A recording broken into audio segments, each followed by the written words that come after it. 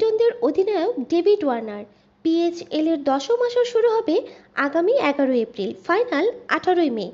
Pakistan super লিগের PHL আগামী আসরে করাচি কিংসকে নেতৃত্ব দেবেন Australian cricketer David Warner.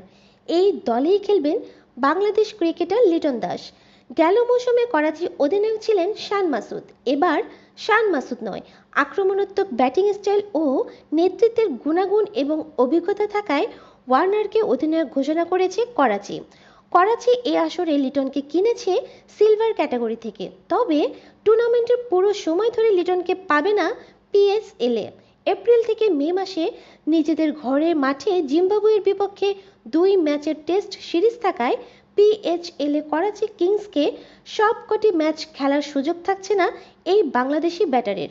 Karachi কিংসের স্কোয়াডে থাকছে ডেভিড ওয়ার্নার, ইরফান খান নিয়াজি, জেমস ভিন্স, কেন উইলিয়ামস, মোহাম্মদ রিয়াজুল্লাহ, ওমাইর ইউসুফ, শান মাসুদ, আমির জামাল, আরাফাত মিনহাস, খুশদিল শাহ, মোহাম্মদ নবী, লিটন দাস, সাইফার্ড, আব্বাস আফ্রিদি, আদম মিল্লে, ফাওয়াদ আলী, হাসান আলী, মীর হামজা, মির্জা মামুন ও জাহিদ মাহমুদ।